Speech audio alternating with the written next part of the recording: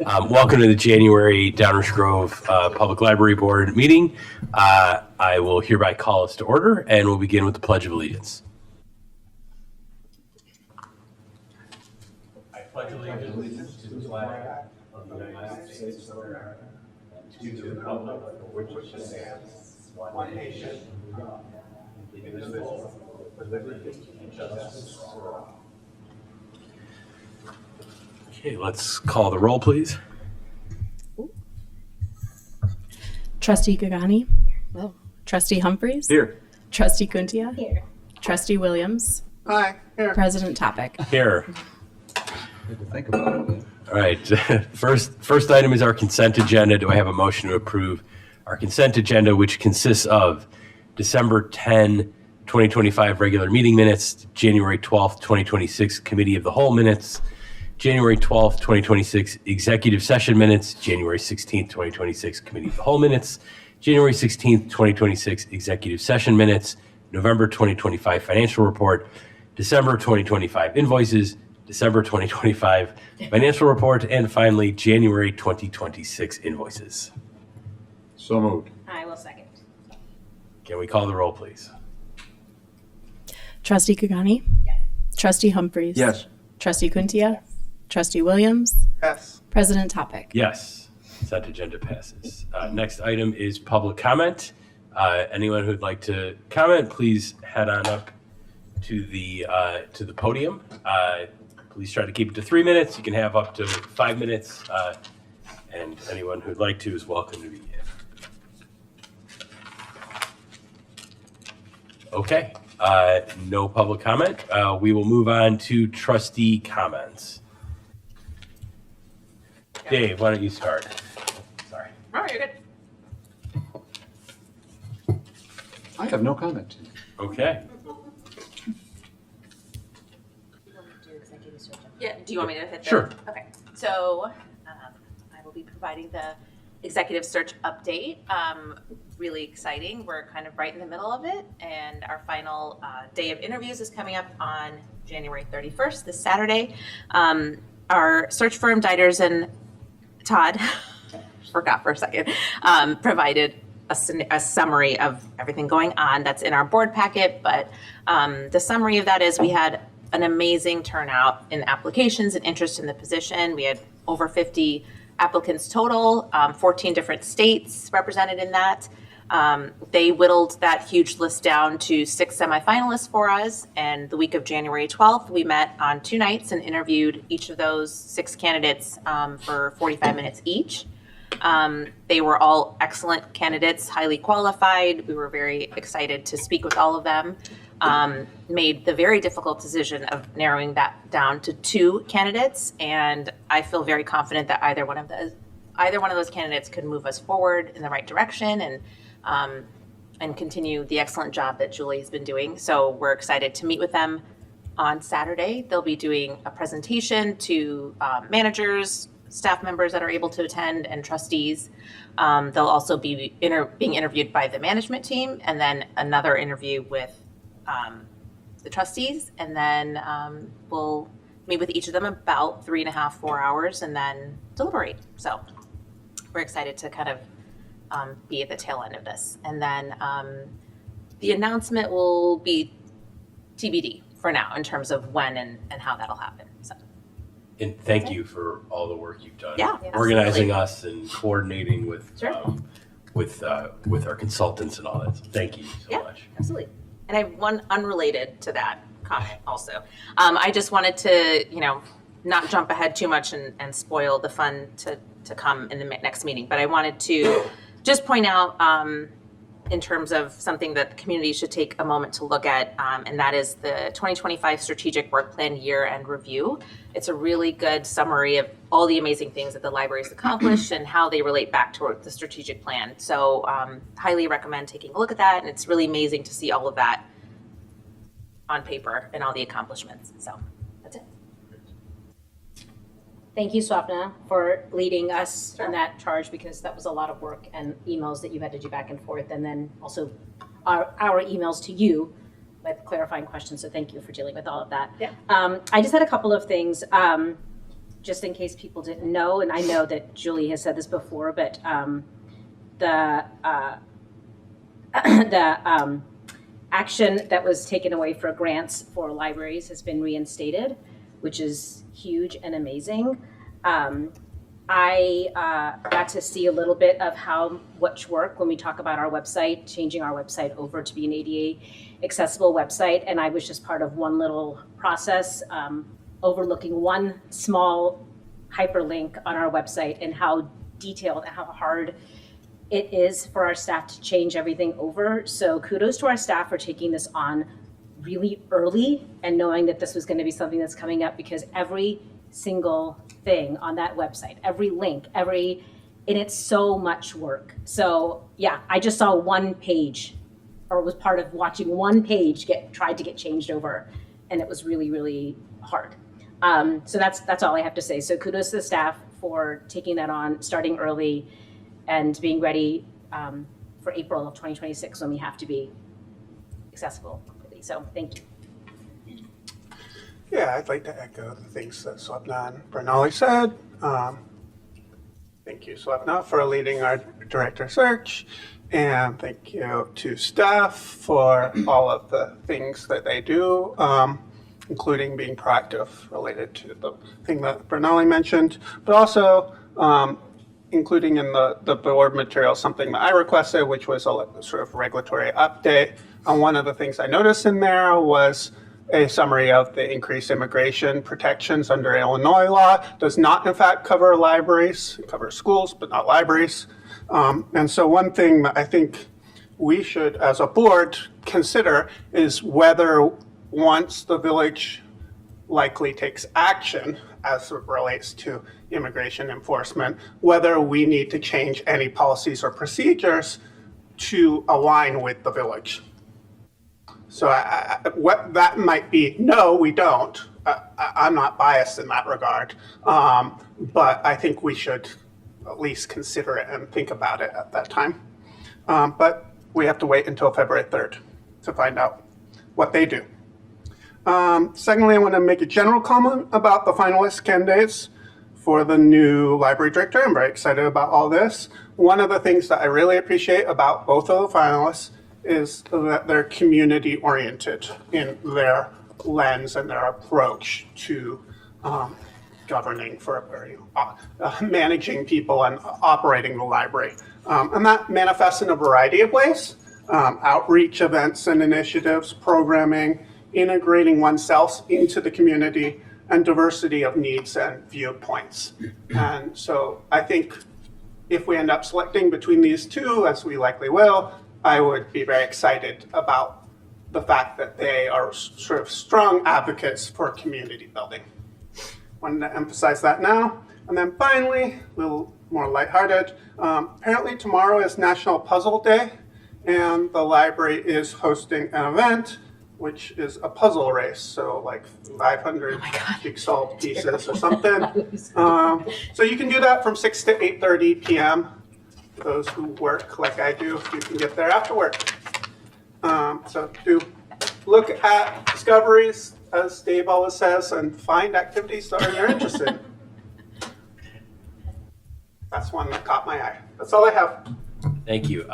Just a quick note that the library was nominated for the Best of 630 Chamber Awards. I assume 630 is the 630 area code that they were in, for a number of categories, including world-class customer service and exceptional company culture. So I just wanted to thank our staff for, number one, doing the work necessary to be good at those things, and number two, making sure we're getting recognition for that, because I think, one of the many things the library does is also make this an attractive town to live in, which really resounds to all of our benefits. So thank you to staff for the work associated with all of that.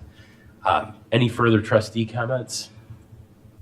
Dave? I kept my mouth shut at the beginning, but I just want to echo thanking Swapna for all of her leadership in this search process that we've been involved in for the last several months, and it really paid off between her work, the work of the consultants, the work of this board.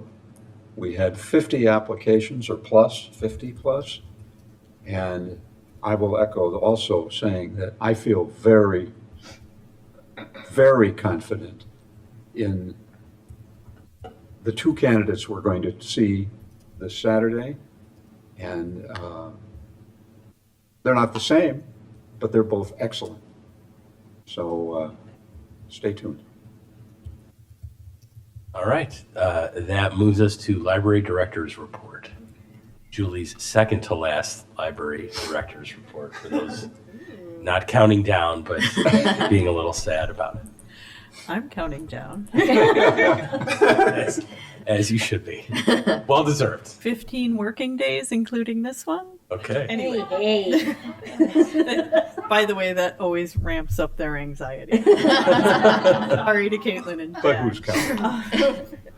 I just wanted to highlight that in the financial reports for 2025, the Library Capital Replacement Fund really looks like it is well over budget at 211% spent. But I wanted to point out that we had both projects from 2024 that were in the 2024 budget that were not expended in 2024. The payments actually occurred in 2025 in the beginning. And also, here at the end of 2025, the down payment for the automated materials handler, which is in the 2026 LCRF budget, that first payment was paid. So it all comes out overall, because if you look back to the 2024 budget, our LCRF expenditures were at 26% of what was budgeted, because a bunch of that rolled over into 2025. And as Nathan pointed out, there were 2 questions from the last meeting that were addressed in my written report. If you have any questions, let me know. And then I just wanted to highlight the new public library per capita grant application. It is in your board packet, but I just have to applaud the state library for finally making something easier. This grant application is now check boxes primarily, and I had to write 2 paragraphs, and that was it. So we really like their new application. Other than that, things are going swimmingly at the library, and everyone is excited for the finalist interviews on Saturday. The staff is very grateful to be able to attend the presentations by the finalists, so that they at least have an idea of who these 2 folks are who are potentially going to be our library director. So thank you. Anyone have any questions for Julie? Okay, thank you for the second to last of your library director's report. Really rubbing that in. That takes us to new business. First item is just discussion. It's 2025 strategic work plan year-end review. So there's nothing for us to vote on, but we're just going to get an update and see if anyone has any discussion items. Yeah, thank you. So for our 2025 work plan year-end review, the full review is in your packet. You can also find it at dglibrary.org/transparency. Our work plan has been up all year, and it's been updated with our completed steps as we've completed projects throughout the year. So if you want to follow along with me, I just want to highlight some of the great work that we've done. And even though I might not call out every single accomplishment, because we had 47 projects in addition to all the work that we typically do at the library, I just want to give as much credit as I can to staff. And even though I might not mention any staff person in particular, it was really a team effort from all levels of staff. So we wouldn't have been able to accomplish this much without everybody on board and everybody's help. So I will just go ahead and we will do this by focus area. So starting off with access, under the initiative, and by the way, we had about 47 projects under 30, I think it was like 32 initiatives. So this compiles all the work that we've completed up to date. So for focus area access, under the initiative Increased Use of Library Resources, I want to call out Assistant Manager of Adult and Teen Services, Amanda Klink. She identified several areas in our collection where we had an electric database counterpart and made a shelf talker on the shelves for the physical collection to guide patrons to our digital resources. So to increase use of those digital databases, they're very, very expensive, and they don't always get as much use as we would like. So hopefully within the next year, we'll see if there's an increase in usage. Teen Services Outreach Coordinator Jessica Stater and Adult and Teen Services Librarian Karen Benarek worked with Access Services Department to identify existing materials in our collection to create a new teen graphic novel collection. So they took materials from kids and adults and created a new teen graphic novel collection. And throughout the year, they've been working to augment that collection. You may or may not know that our strategic plan was very heavily teen focused this year, and this is just, more work that we're doing to offer collections to our teens. Under the initiative, Improve Digital and Physical Accessibility to Library Resources, this is something that Barnarli alluded to earlier. Much of the work in this initiative is specifically related to the ADA Title II mandate, which requires all local and state governments to have all local and state government entities to make all digital content ADA accessible. So we created 2 different levels of training pathways for staff who will be responsible for creating content, whether it's content in the form of Word, Excel documents, PDFs, and creating digital content for the web. So all staff have been trained and are expected to create content from this point forward in compliance with the ADA mandate. Big shout out to Marketing and Communications Manager Cindy Cattree, who really she did the yeoman's work of our website. She worked with our web developer to make sure that our web is in compliance. The last time I talked to her, out of the 80 points that there are 80 different compliant aspects to the website, and we were 77. We had 77 in full compliance, and we're working towards those 80. I want to give a shout out to Building Operations Manager Ian Knorr. He helped me conduct a full ADA audit of the building, of our programs, services, and communications. We identified several areas in the library that were not ADA compliant. They were nothing serious, but just the height of signage, whether we had coat racks on the back of the bathroom stalls, the weight of the doors to open into the staff areas and the restrooms. And we created a punch list, and Ian took care of all of those for us. Under the initiative, Expand Access to Library Resources for Youth through partnerships with educators, Allison Rennell, our Children's Services Manager, created an educator library card program by means of an intergovernmental agreement with District 58. The educator cards are currently in process, and hopefully they'll be distributed by the end of first quarter here. Under the initiative, Examine Building Space to consider physical accessibility, teens, makerspace, calming, nursing, meditation, inclusive spaces. Library Director Julie and Building Operations Manager Ian Knorr began the financial planning component for the building improvement options that were identified in the 2024 space study, which we'll be touching on later this evening. They helped facilitate the new 2025 to 35 capital needs assessment. And we have a rough timeline of capital projects and preliminary draft estimates for those projects. Moving on to the next focus area, programs and services. Let's see. Let's give a shout out to Mary McDonald. Under the initiative, Increase Efforts Around All Types of Literacy. Mary McDonald, she is our adult programming coordinator. She has expanded our civic engagement programming and had 4 programs this year. Well, actually 3. One is on the way, but we hosted a volunteer fair in March, which had about 200 participants. We had our second human library event. We had a common cause event entitled From Policy to Pavement, How Government Decisions Show Up in Our Lives and What We Can Do About It. And a fourth program, and this is a typo on my behalf, I wrote NDMP, but it should be NMDP. It's the National Marrow Donor Program that's currently under development. Under the initiative Expand Offsite Programs, Assistant Children's Manager Tracy Skosick investigated and identified El Sierra School in South Downers Grove as a prize pickup location and the location of our summer reading club party this past summer.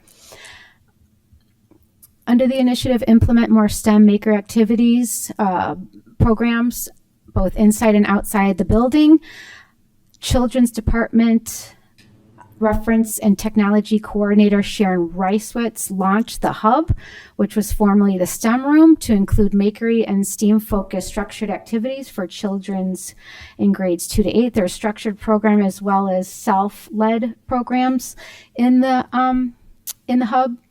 And Technology Services Manager Kate Owinga investigated and began the implementation of best practices for our makerspace, which included renovating our former training lab to serve as both a computer lab and a makerspace. And changes to date include new tables and chairs, storage cabinets, a laptop cart, and the installation of drop-down electrical access points, thanks to Ian Knorr, our building operations manager again. Kate also put out a community survey to gauge what types of technology the community would like to see in a makerspace. And the technology services staff have been trained on that equipment that has been purchased to date, which include a 3D printer, a new 3D printer, a knitting machine, a vinyl cutter, a new poster printer, a sublimation printer, and a button maker, among other equipment. So we're excited about that. We've expanded our non-traditional materials borrowing for our Anything Emporium. Allison Rennell has added Roku streaming devices to the children's collection, as well as Yotos, which are screen-free mini speakers where you can insert a card and hear a story or hear music. And those have been very, very popular. And Kate Owinga, our technology services manager, has also doubled the quantity of hotspots that we circulate to our patrons. Okay, let's see. Let's go to the focus area, turn inward. Under the initiative, expand the diversity of DGPL staff to be a better reflection of the community. This is awesome. Love this. Adult and Teen Services Manager Van McGarry and Children's Services Manager Allison Rennell investigated and created an internship program to interest non-typical or non-library career folks to be interested in libraries, to get people from a variety of backgrounds and majors to consider a career in libraries. The job description was created and advertised and posted in December. It's open until February, and the anticipated start date for that intern would be May of 26. Under the initiative, create an EDI glossary to establish common and shared language in collaboration with community members and partners. We have an equity advisory team. They identified important terms and crafted definitions for an EDI glossary for internal library use. They've also shared it with many of our partners. Turning to the focus area, turn outward. Under the initiative, increase senior services and outreach. Adult and Teen Services Manager Van McGarry, Marketing and Communications Manager Cindy Catry, and Adult and Teen Services Librarians Andrew Cook, Mary Costello, and Mary Slusar explored additional marketing ideas for the expansion of home delivery services.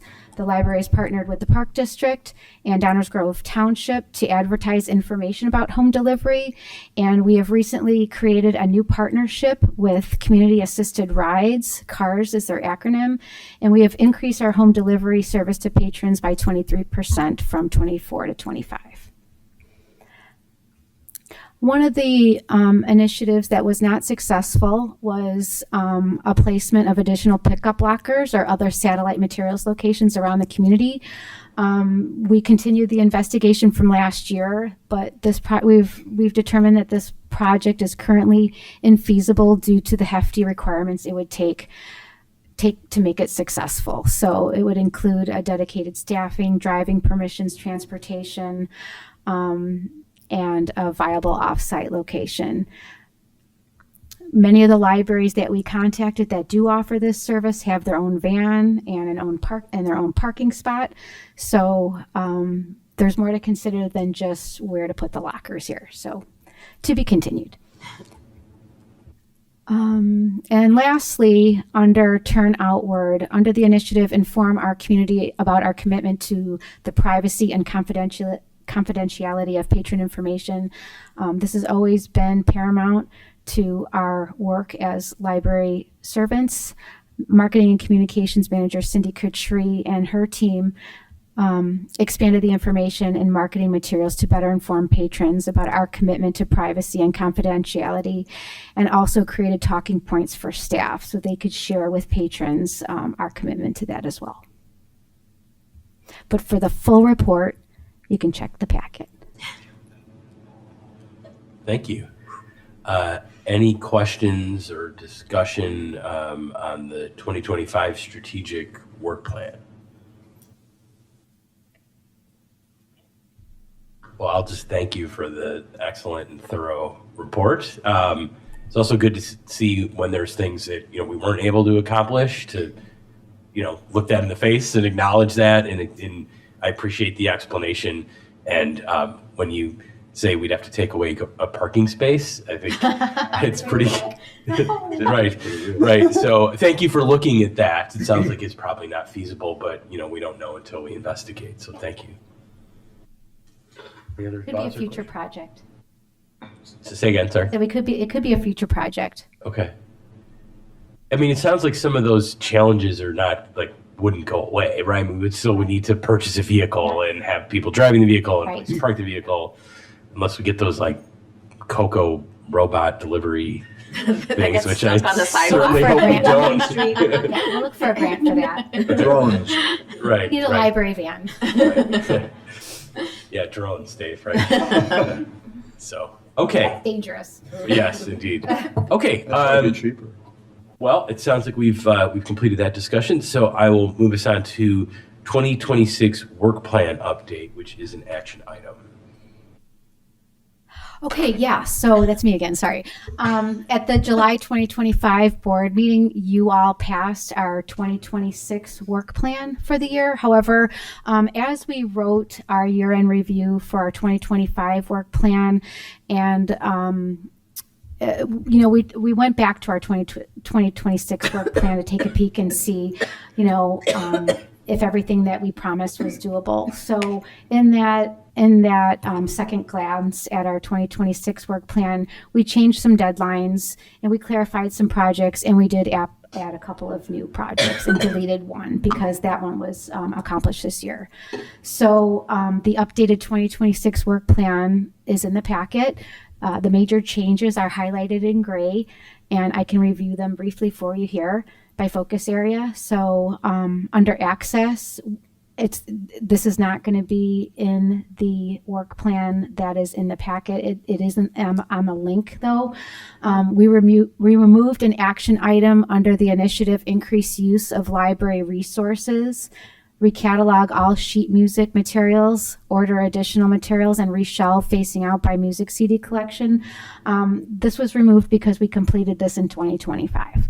All right. Okay, moving on to if you look at page 77, we added another action item under the initiative improve digital and physical accessibility to library resources. We added the project implement diligent community board software and ensure staff and board members are adept in using it. We did purchase diligent community software, but it's just been a slow going launch. So Could you just remind us what that is?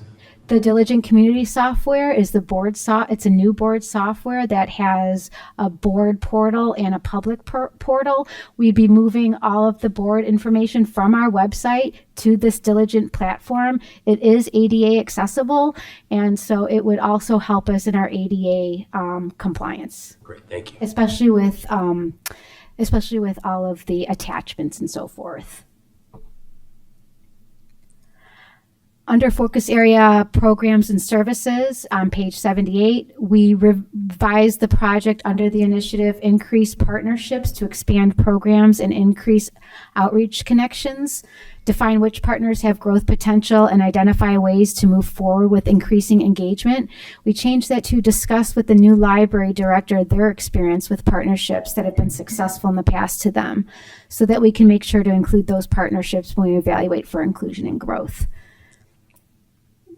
And then under the focus area Turn Inward on page 80, we added a new project under the initiative Improve Patron Interactions by implementing software solution for social work, our social work team to better track interactions, to investigate and implement case note software to better track patron traffic. So it's not any personal information that's going in there. It's just kind of tracking, it tracks like where the social worker might leave off with an interaction and where the intern might pick up. And because we go through interns every semester, it's a good way to have historical data. On page 80, we added a new initiative, an action item, improve accessibility and functionality of library service points to identify current and future staff and patron needs by exploring solutions that provide increased flexibility, support future growth, and meet the needs of different user populations. So to purchase and install furnishings for that. On page 81, we added another action item under the initiative Expand the Diversity of DGPL Staff to be a better reflection of the community, to reduce opportunities for unconscious bias during the hiring process by creating an ADA compliant job application and revising job ads so that all applications and candidate materials are submitted to the business office as opposed to the hiring manager of that department. Everything will be going through Caitlin. And then on page 81, we added an action item under the initiative Improve Trustee Onboarding Process and Annual Training by creating a pathway and timeline for onboarding new trustees so all trustees are trained within 60 days of appointment. Excellent. Thank you for all that. Do we have any questions about the 2026 work plan update? Can I get a motion to approve the 2026 work plan update? I will move to approve the 2026 work plan update. I will second. Can we do a voice vote on this, Caitlin? Okay. All in favor of approve? Well, anyone want to discuss anything? All in favor of approving the 2026 work plan update? Aye. Aye. Any nays? Motion passes. Okay, next item is discussion, and thank you for the great presentation on the work plan update. Next item is for discussion. It's the trustee handbook. Okay, so as we anticipate 2 upcoming board members, in addition to fulfilling part of our a project under one of our work plan initiatives that states developing a trustee-specific training pathway for onboarding new trustees, we put together a trustee handbook, which is included in the packet. The real purpose of the handbook is it was just a good way to consolidate all the important information that the trustees should know to better understand their roles and responsibilities and governance obligations. So like as a one-stop ready reference. So information in the handbook is taken directly from the American Library Association, Illinois Library Association, Robert's Rules, your bylaws, the library policies, the Illinois compiled statutes, and hopefully a logical presentation. And so we're just looking for your feedback and any input you might have to make it better.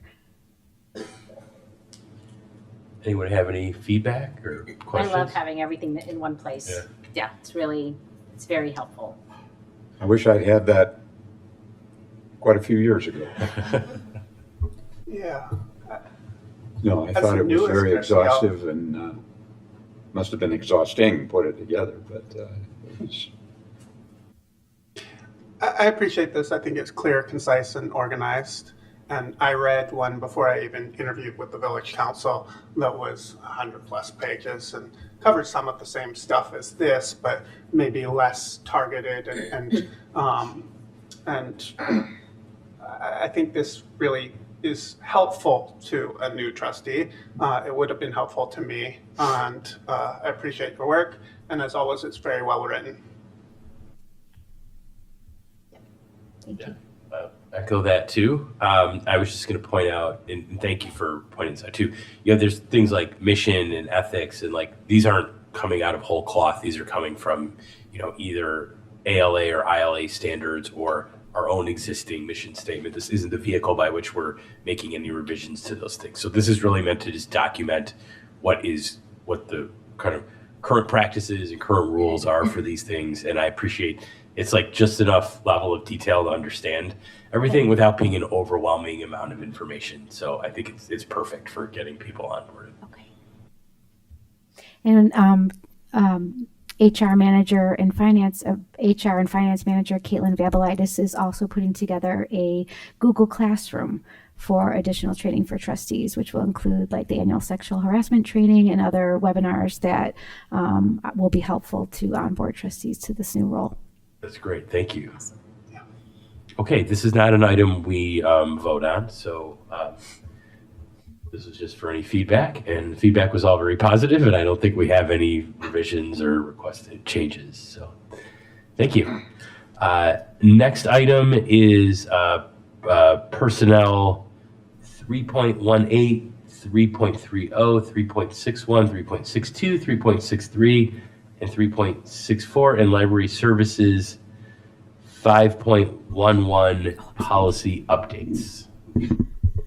All right. A lot of numbers. Yeah, so that's a lot of policy updates listed for very few like real substantive changes.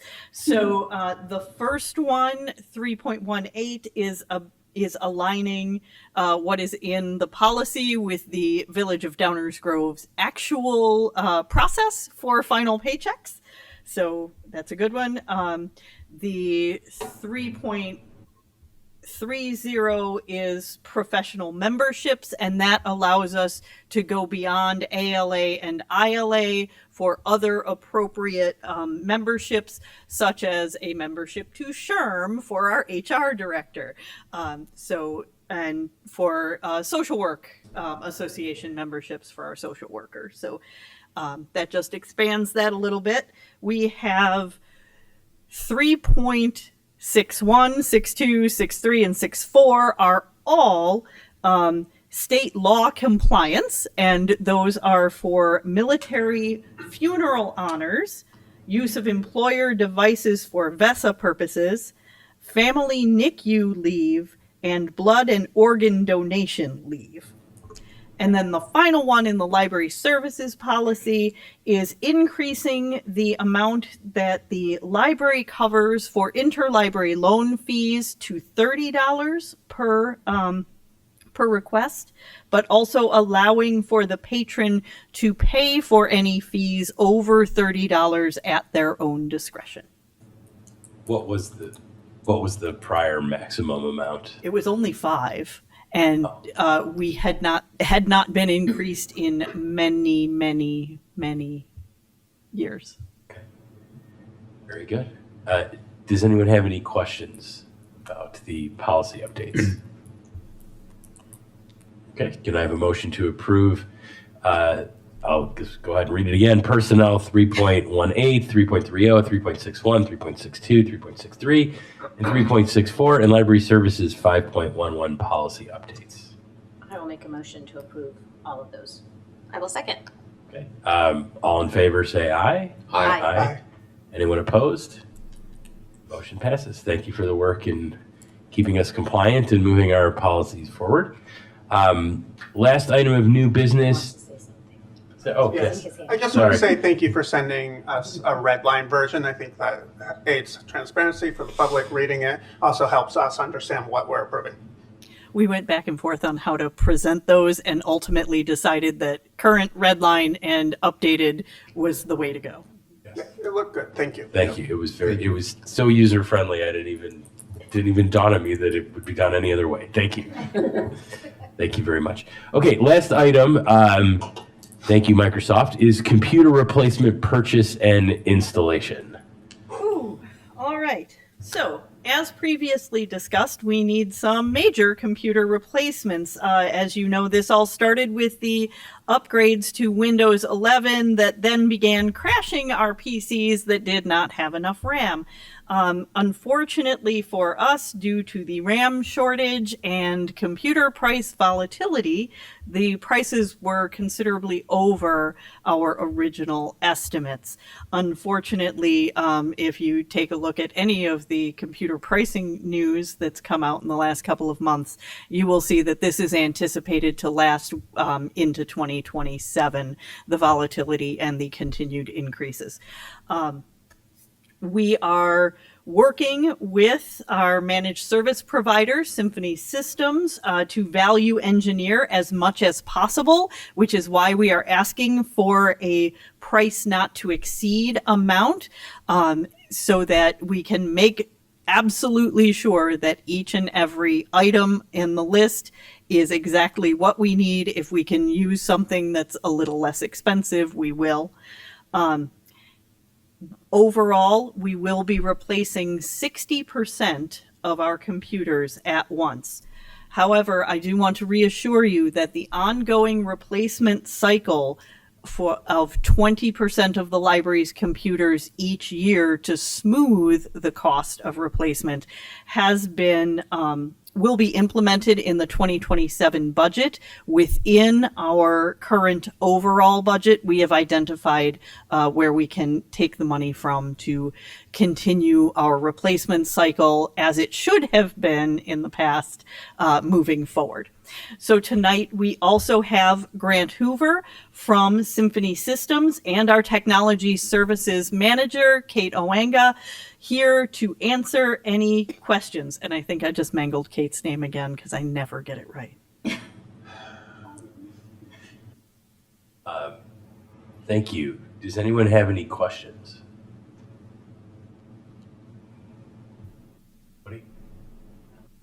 Yeah, I mean, this is unfortunate. I mean, it's really out of our control, right? I mean, the Windows 11 was, I think, came up on relatively short notice. I mean, it's not like we could plan years ahead on that.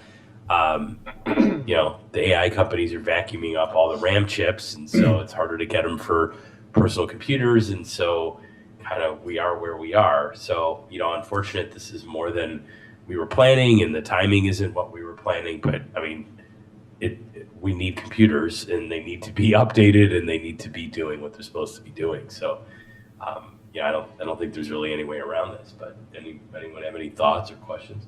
Just to comment, every organization that I work with is going through the same issue. Yeah. Church, homeowners associations, number of not-for-profit organizations. One question I would ask is just what's the typical useful life on one of these machines? I mean, is it every couple of years? Is it 10 years? Like, how long do we usually get in? You came all the way out to answer questions, so I wanted to make sure I had a question for you. Right up to the podium, Grant. He's like, no, I'm fine. It's Hoover fine. from Symphony Systems, who came out to be with us today, is going to step right up to the podium and answer. Thank you. Good to meet you all. Thank you for coming. And thanks for the opportunity to work for the library. It's been a lot of fun. My business manager and I, and a few others behind the scenes, have loved working for the library. So to answer your question, that depends on whether you're a reseller or not. And if you're a VAR or a computer reseller, then of course it's 2 or 3 years. And if you're not, which we're not, then it's a lot longer. It also depends on how, and there was a handout, I brought a bunch of stuff just in case, but I didn't bring the one I should have brought. But I can email you guys later. It depends on how you go about selecting the hardware and to a lesser extent the software. if your goal is, as a non-reseller's would be, to basically meet the needs of the library and minimize the total cost of getting computing done over time, which is similar to total cost of ownership. A lot of you probably heard of that, but it's like that taken to another, like squared, if you will. The idea basically is to minimize the total cost of getting an organization's computing done over the long run. I'll give you an example. If you that I gave you the other day, if you purchase too little horsepower, we'll just call it to keep it simple, and capacity, you're going to be upgrading some of the internal components inside that box in a year or two, which if you're a reseller, you'll undersell in order to have that opportunity in a year or two. And then in maybe 3 years or maybe even less, you'll be replacing the whole thing. So often, contrary to what might seem more self-evident, resellers will often undersell you to do it again and again and again. And then, of course, people are welcoming the low prices of the systems, but they don't realize that in the long run, it's costing them a lot more. So on the other end of the spectrum, you get some hot rod computer, $3,000, $4,000, let it sit on your desk, just heating up the room.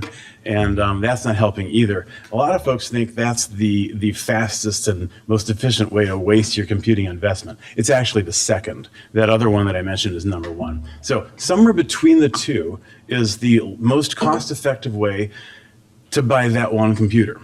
But then somewhere else in that neighborhood is a strategy of purchasing hardware, and I'm talking about just like desktops and laptops to keep it simple, but it's everything. It's networking gear, whatever we help clients choose. In that neighborhood of a TCO of the individual component, like a laptop, is a strategy that involves spending the least in the long run for a role or for an organization.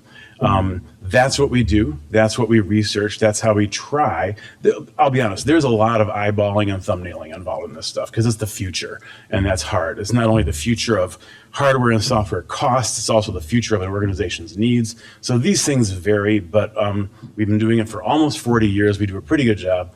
And as a non-reseller for 37 years, we also are incentivized to do that well. So does that answer your question?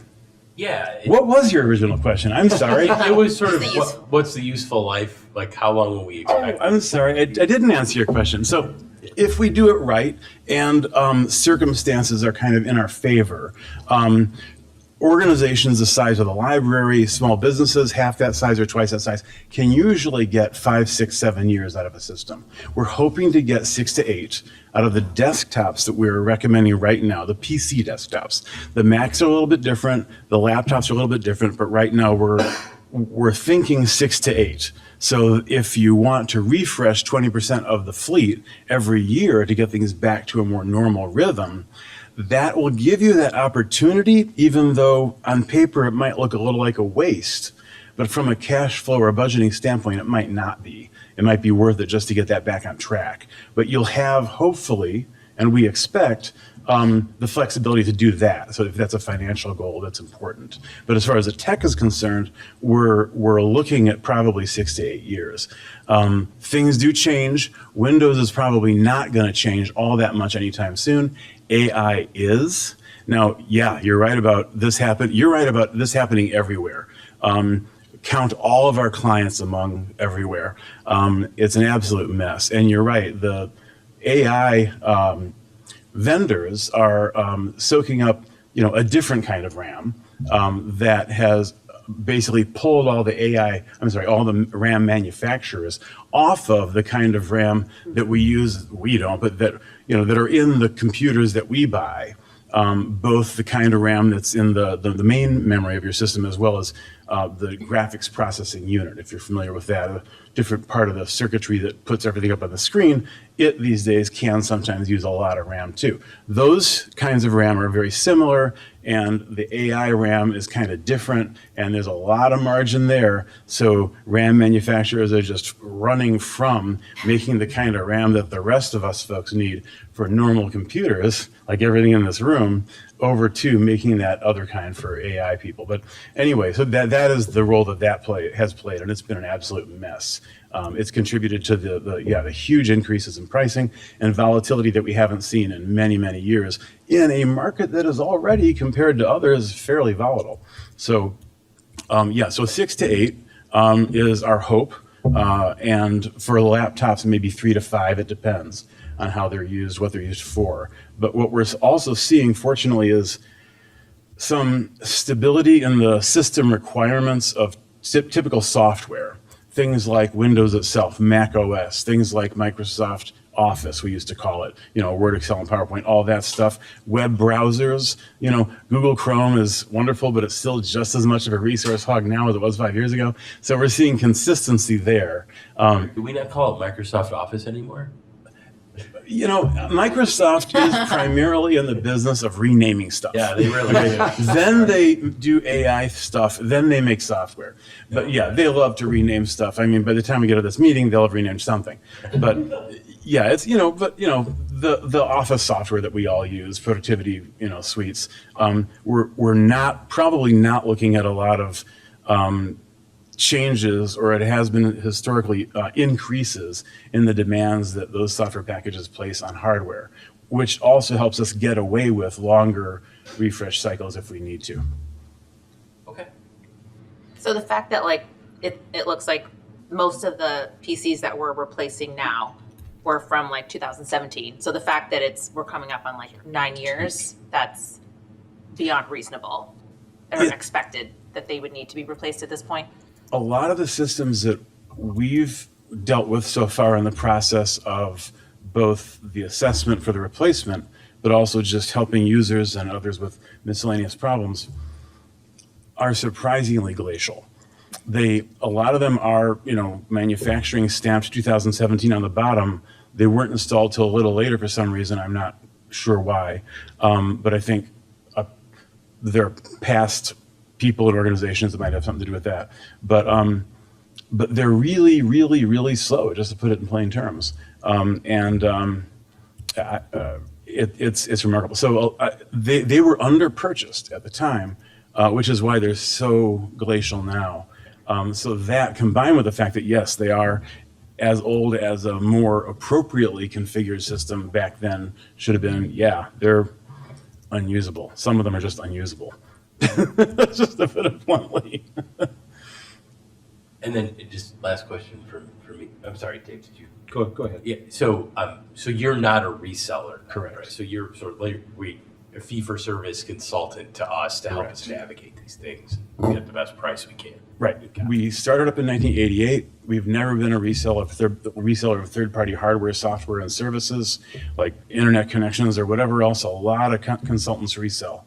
The idea was, and still is, to gain the trust of clients and basically offer consulting and guidance services, and it's worked really well. I'm the owner. It also fits with my personality, because if you ask my friends, they'll tell you that Grant would just rather tell you what he really thinks. And so I've never had a sales job, but I think it would probably be kind of hard for me because I'd have to spin stuff, and I'd rather just say it like I see it. It's just more fun that way. What can I say?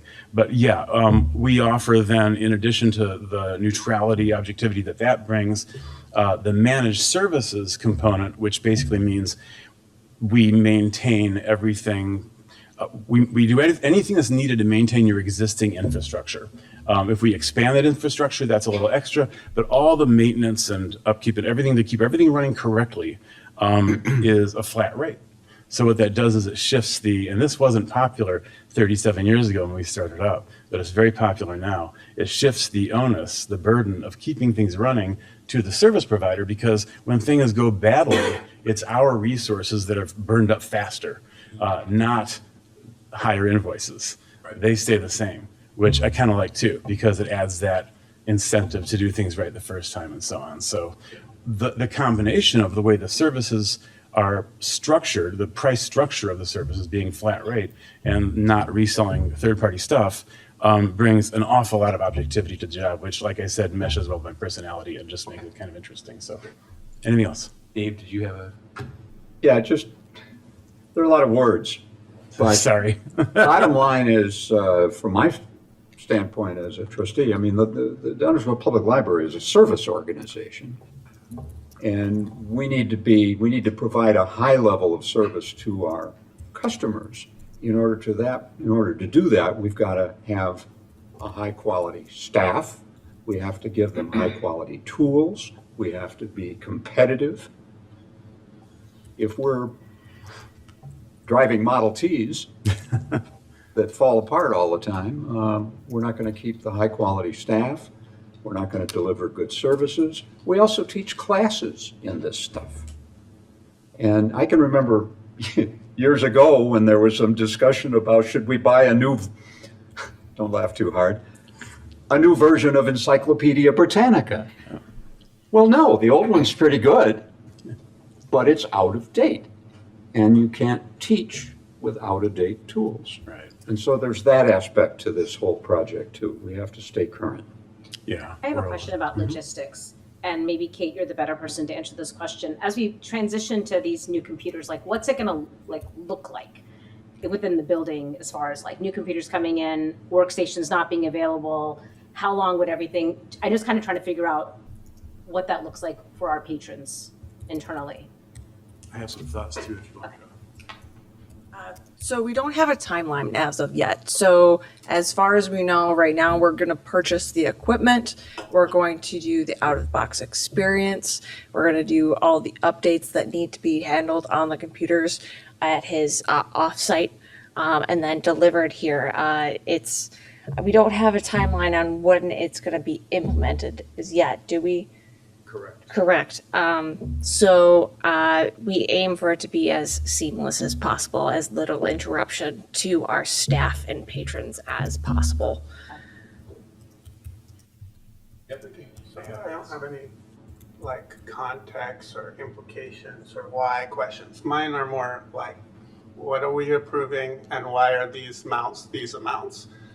So from what I see, it's just over $56,000 for Symphony's quote, which is an estimate, but ultimately it will be on a time and materials basis, correct? Actually, whenever, should I talk into that? Yeah. Please. And I have some thoughts on implementation and the smoothness too, because that matters a lot. Which do you want first? This? Either order, Okay. whatever makes sense. Okay, so when we can, well, a lot of service providers will offer either just fixed quotes, take it or leave it, just estimates, and you run the risk of it being higher or happily lower. When we can, we offer both with numbers attached, not without. The worst case scenario is for any service provider, I think in almost any industry, to offer your choice of those two without numbers. Then they kind of got you either way. But sometimes we can only do it one way or the other. In this case, we decided we could provide a best estimate, which is the 50-something, and the fixed quote, which is 70-something. Now, it's high 70s. I think like 79 or 78, I forget. But I have it over there. But that's a 40% spread, which is unusually large. So because of things we've discovered related to things that have been done, or in some cases not done, by our predecessor, or the previous MSP that worked for the library, and then the systems administrator that worked for the library prior to that, some of the things we discovered necessitated that spread to protect ourselves, basically. If I were, now, here's where obviously I can't be objective. I can be honest, and I am, but you don't know me, so you don't know that. But I can't be objective because it's our invoice. If I were the library, I'd take the estimate because I don't personally expect it to go near the 77 or 79 or whatever that was. Again, the estimate involves a little bit of risk that'll go beyond that. It also involves a little bit of quote risk. It'll be under that. You know, I don't really have a huge preference. Just the opportunity to work for you guys is what we really relish. Exactly where the invoice lands doesn't make or break our day or our quarter or our year. So we mostly want to just impress clients with accurate estimates, so that we'll hear from you for the rest of eternity. But that's, if I had to advise which to pick in this case, I would take the Okay, estimate. so the library has two options then, as I Yeah. understand it. Right. We can take the best estimate, 56K, and then it will be billed on a time and materials basis. Correct. Or we can take 70-something, we have to look it up. 79 or and something. in that case, it's a fixed amount, regardless of how complex the installation is. Right. And you've obviously priced that to account for the fact that it may be more complex than your best estimate, and so we could be overpaying in that situation. But it Or- sort of gives right. us sort of a fixed maximum, the security of that. Well, it's a fixed amount, not a maximum. It's not a not to Well, exceed. but it's yes. not going to exceed. Yeah, it's not going to exceed right, that. and it's but not the gonna be lower 56 either. Could It's not gonna be theoretically, if it was a really complex job where your guesstimate was way off, Right. exceed that amount. If we should have estimated 150, Yeah. we eat the difference. If we should have estimated 30, we gain the difference. So it comes down to the client's appetite for risk. Right. And how much it values certainty in the numbers. That's why we try whenever we can to provide both. And like I said, I would take the estimate because I don't think So it's now going can to. I transition And back to also, Julie? Grant gave us earlier today, as we were talking about value engineering the equipment, some of the items that were included in that initial estimate might not be needed, and so that would give us additional cushion, which is within that 56,000, for things to be a little more complex, but not too much. Yeah, I went digging some more and talking with some people and discovered, because we did this kind of rapidly, and discovered we have two new numbers we can offer now, basically. And they're about, I think, roughly 12, 13, 14% under those two numbers we've been talking about, the 50-something, 70-something. So it's, you know, it's a nice break, but we found that some things that were slated to be replaced probably don't need to be, believe it or not. They're not computers, those are going.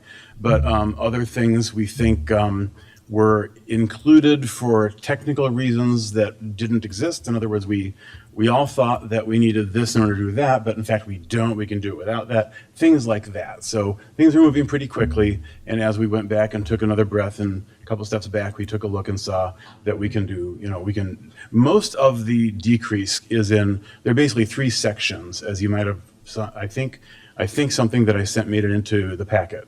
But there's, you know, the Dell hardware, the Apple hardware, and then Symphony's own services. And most of the decreases are in the Dell and the because, for example, if we eliminate a lot of monitors that don't need to be replaced, even though we thought they did, those take so little time to install that it doesn't have a huge effect on our services. So if we could eliminate some of the computers, which that would be harder, that would have a more substantial reducing effect on our services cost.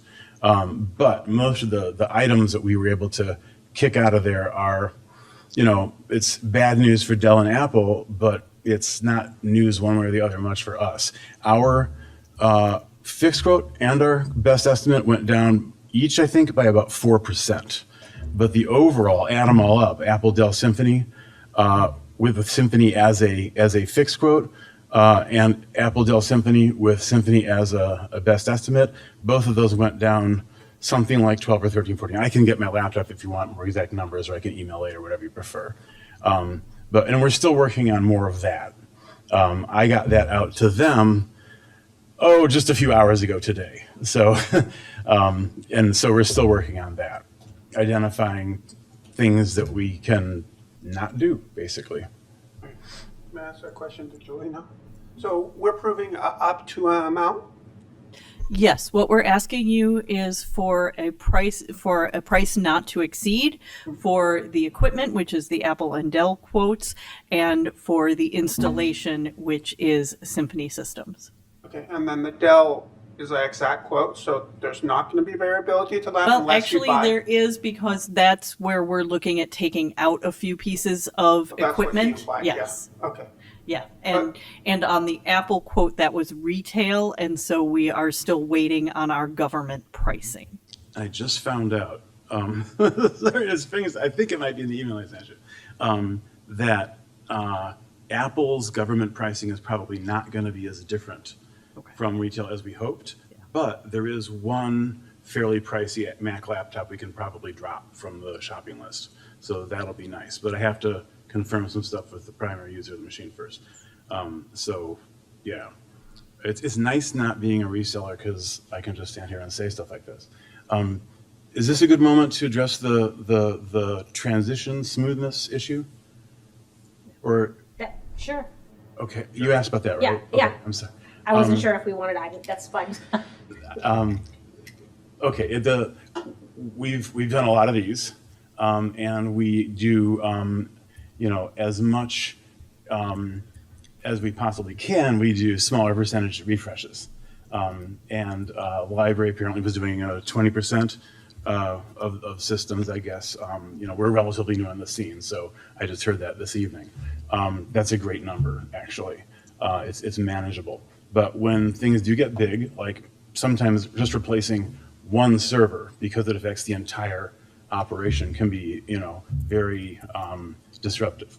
So we've gotten fairly good, as good as anybody can, at keeping the disruption to a minimum.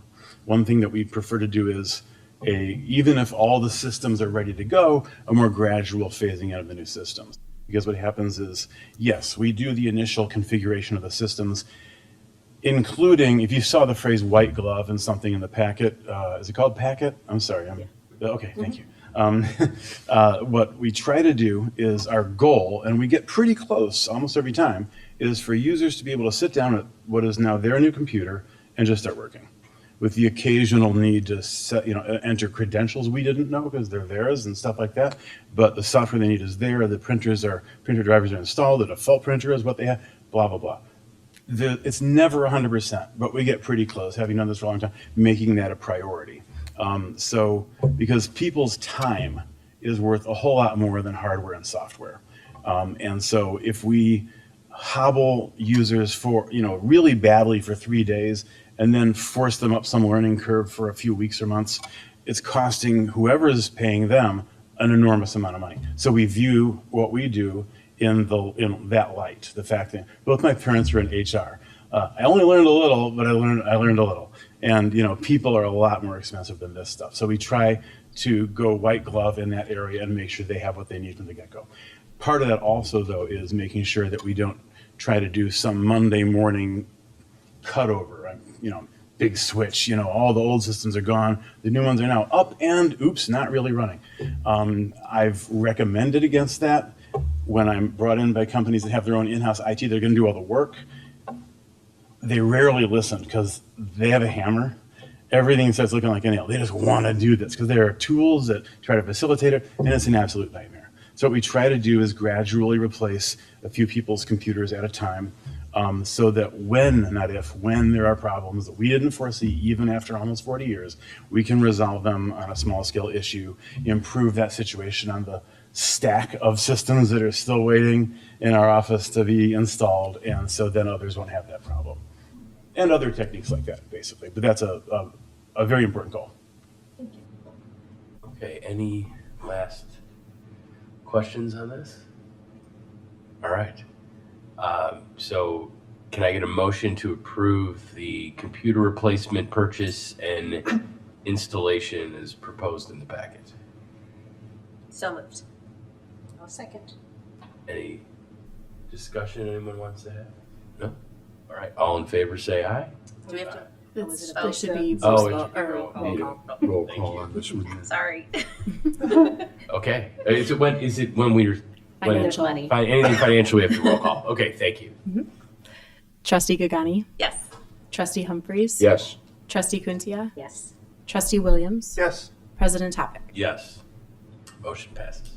Enjoy the new computers. Okay, unfinished business.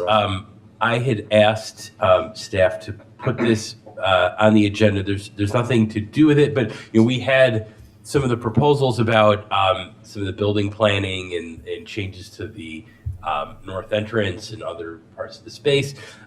So that's been done, but I kind of wanted a refresh on like what would be happening next in roughly like kind of what timeline and what the steps would be. So that was just the purpose of adding this, is just to hear from staff and also to get Julie's thoughts on that as well in her her second to last remaining board meeting.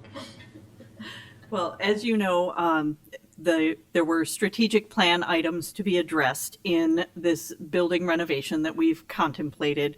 We went through a whole building planning study with Product Architecture and Shales McNutt Construction. Our top priorities were ADA accessibility from the parking lot side of the library, teen space improvements, including their own departmental workroom, etc., a maker space, and the sensory/nursing space. There were also some secondary considerations about a workroom for an office for our social workers and improvements to the administration and other offices. For example, a private space for our HR to actually meet with folks. So your design options were given at the November 2024 meeting. The board discussed what they liked and actually had a couple of different options go to Product and Shales McNutt for cost estimation. So in February of 2025, you all received the presentation from Shales McNutt and Product Architecture. However, and so we had started to talk about what financial planning might look like moving forward. But it was right about that time that the Village of Downers Grove was going through their guiding DG process. And as they were talking about funding guiding DG, one of the things that was discussed was what types of funding were they willing to entertain? And it became very quickly apparent that at that time in mid-2025, that the village was not willing to consider extending bonds. And so we decided to take a pause, also with the startup of the library director search. Can I pause you for a quick Sure. question?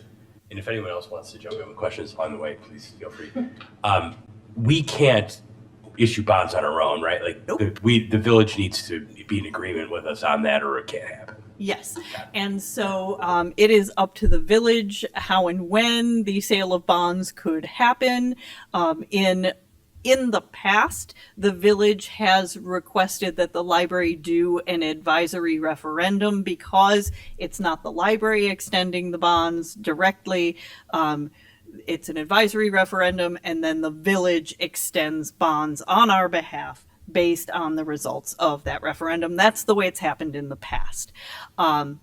The village does have some bonding authority of their own, so that they can make they get to make the decision on how they want to extend that to us. So moving forward, next steps are really thinking about which way do you want to approach it first? Do you want to bring in a financial planning consultant to talk to you about what the different options are? Because there is always the idea of doing what they call alternate revenue bonds, which is a different kind of bond that is paid out of the operating fund, that does not require a referendum or the same kinds of things. So to go through a public finance planning process to really discover what all of those options are, and also to project out what that financial impact is potentially for our taxpayers. Or you can go the other way and talk to the village council first about what are they willing to entertain before you even talk to a financial planner. Taking the cost estimates to them and saying, okay, we're looking at, I believe the estimates in early 2025 were between $5 and $7 million, depending on which options you all landed on. And talking to them about where their appetite is and how they see the process moving forward.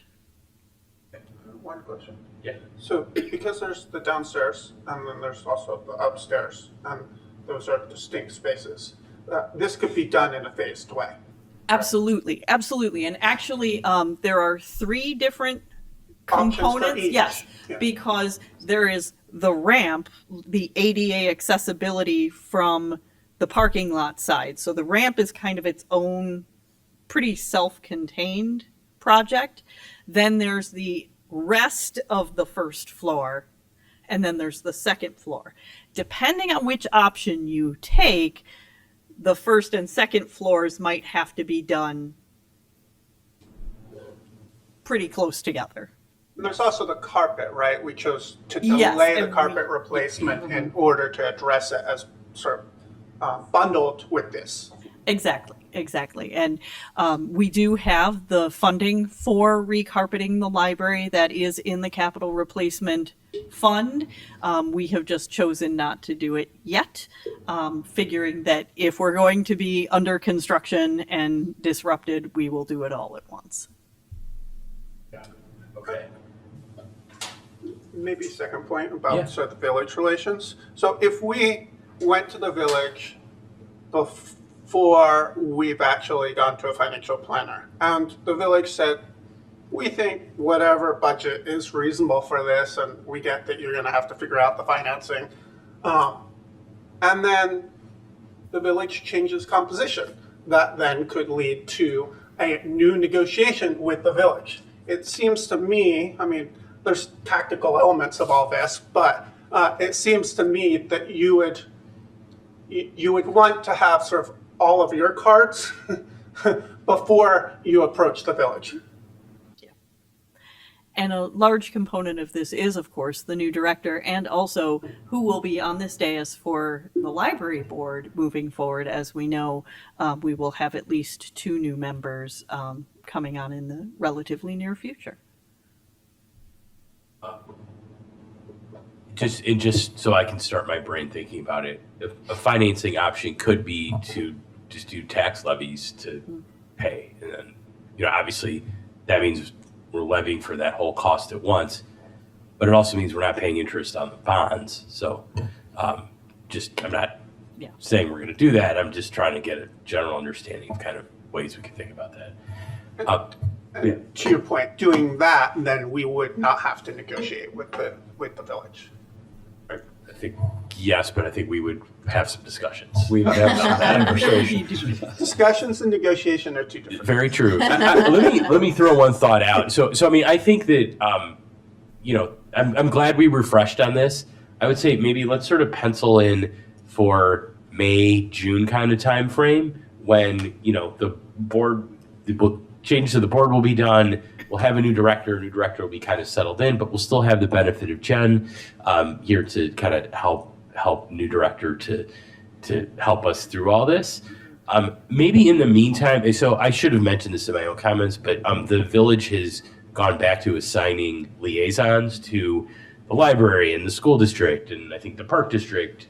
So unless anyone has any objections, I can maybe just have a preliminary discussion with Commissioner Rowe, who is our liaison, just to kind of start that dialogue a little bit and feel out some thoughts on, the appetite for it and what their reaction is to it. And we can kind of go from there. So it'd be kind of a use of time over the next couple months. And then maybe, we look at let's just pencil in May to put this back on the agenda to continue the discussions. I think that's a great plan.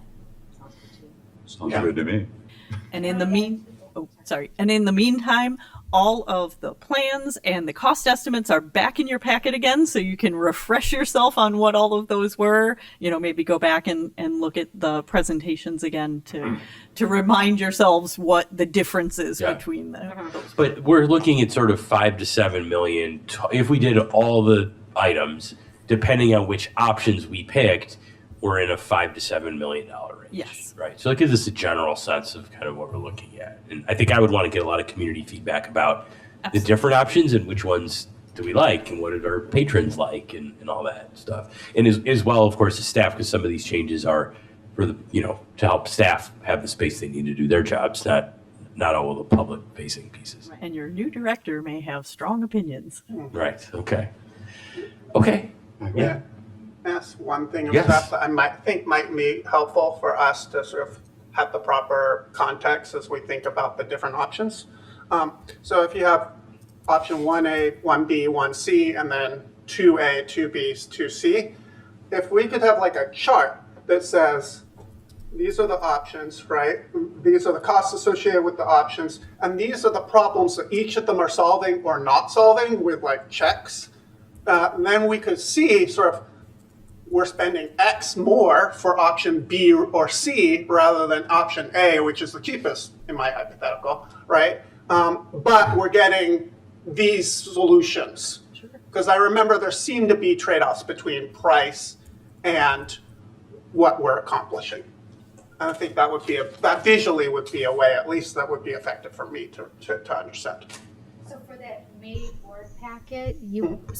May board packet, we're going to revisit this, and you would like that sectioned out based on project associated costs, what problems it's solving.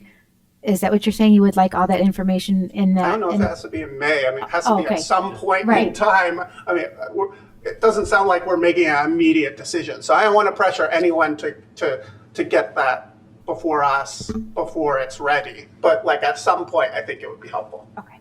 Especially, I was thinking like, there's certain things that, for example, some of the offices, like I think in one plan, the social worker's office was in the teen section, and the other plan it was in the other side of the library. And if there's one that's better and why, like I think that's kind of what Nathan's saying. Like in A, it's here, but in B, it's there. The room is the same size, but is there a reason that it's better in one versus the other? That would be kind of helpful, I think, to understand, so that when we're making the decisions, we're like, this is something that really will help, and this is something that we could maybe, I don't know, consider or not consider, depending. I think that'd be helpful.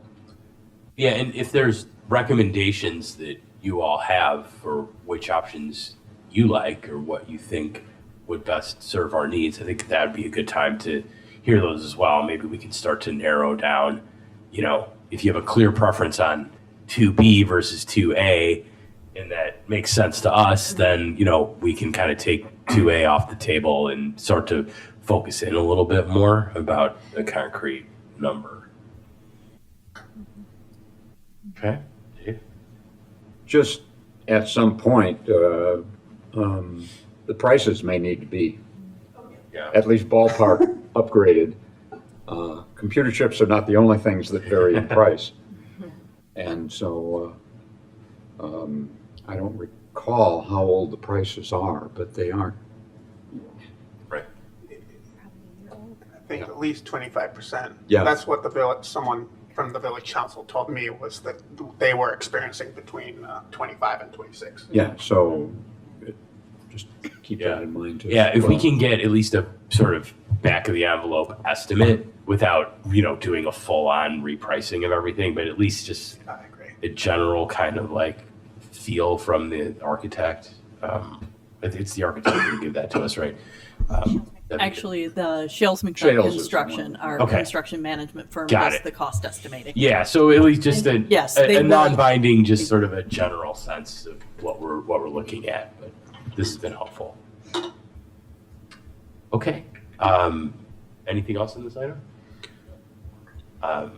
We do not have any executive session items today. I think that takes us to the end of the agenda. Last call. If anyone has anything to talk about, and yep. Julie, the next one will be your last one. So I guess we have our own ideas as to how to honor you, but if you have any ideas as to how you want us to honor you. It's not awkward at all. Totally doing an Irish goodbye. I mean, We will be having a very small reception after the next meeting as well, with some kind of cake or dessert or some kind of sugar, so that the public can wish Julie well if they would like to. Great. She's like, I'm getting on a jet plane next morning. And then we'll put something out publicly about It's going to be in the press release that goes out. Great. Yeah. Okay. All right. Seeing no further hands being raised, we are hereby adjourned. Thank you, everyone.